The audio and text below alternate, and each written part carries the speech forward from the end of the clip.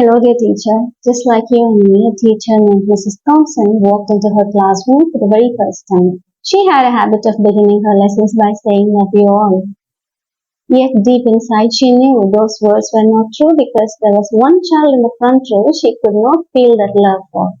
He was unkempt and untidy, and Mrs. Thompson was indifferent to him. She picked him for every negative example and ignored him for all the positive ones. That year, she wrote the progress report for the first quarter. In that school, the headmistress had to countersign every report card. The headmistress called Mrs. Thompson and said, "A progress report should show some progress. It should give parents hope that their child has a future, but the way you've written Teddy's report, his parents will give up on him." Mrs. Thompson replied that she had nothing positive to write. The headmistress then asked the staff to trace Teddy's old report cards. Mrs. Thompson read the grade 3 report, and in the final remarks it said Teddy is the brightest child in the class with a ready laugh. He does his work neatly, he is a joy to be around. She was stunned.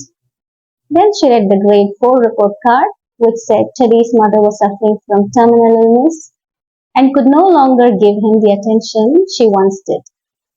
The grade 5 report card said Teddy has lost his mother, and along with her, he has lost himself.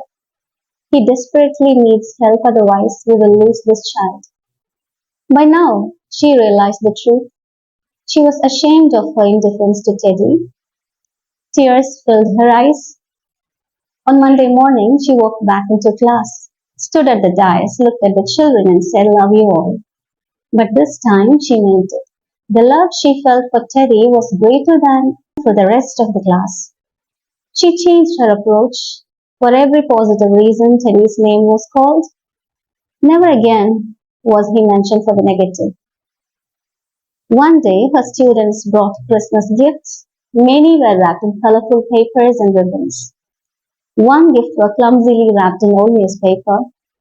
With the instinct of a teacher, she knew it must be from Teddy. She opened it first. Inside was a half-used perfume bottle and a rhinestone bracelet with missing stones. The class laughed. She silenced their laughter by exclaiming how beautiful the bracelet was, putting it on and dabbing perfume on her wrist. Teddy stayed after school just long enough to say, "Mrs. Thompson, today you smell just like my mother." This was the last perfume she used before she left me, and this bracelet was removed from her body before she was taken into the coffin.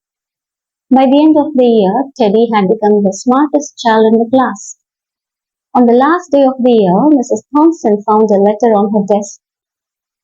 It read, "I've seen many teachers, but you're the best teacher I've ever seen."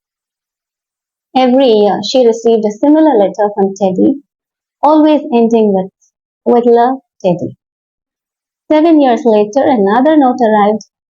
Teddy had finished high school and he wrote, "You're still the best teacher I've ever seen." Years passed and they lost contact. One day, an agent traced Mrs. Thompson, now retired, and handed her a letter signed Theodore MD. Yes, Teddy had become a doctor. The letter read, "I've seen many more people in my life. Mrs. Thompson, this is your Teddy. You're still the best teacher I've ever seen. I'm getting married and I cannot dream of this day without your presence." Enclosed are flight tickets. Mrs. Thompson could not resist. She no longer had the perfume, but she had preserved the bracelet. She wore it and went to the church. She tried to sit in the last row, but volunteers guided her to the front. There was a chair marked Mother. Theodore asked her to sit there and whispered, "You're the closest to my mother I've ever experienced. And whatever I am today is because of you." The wedding took place, and after the ceremony, Theodore introduced Mrs. Thompson to his bride and said, "Without her, I would not be where I am today." Tears filled his eyes. Mrs. Thompson told the bride, "I did not know how to teach until I met Teddy.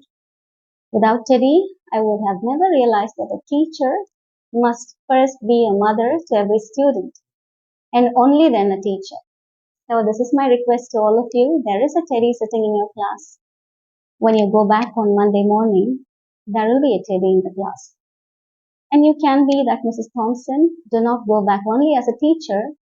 Go back as a parent who can also be a teacher. Be the turning point in the life of those children. We can build a new world.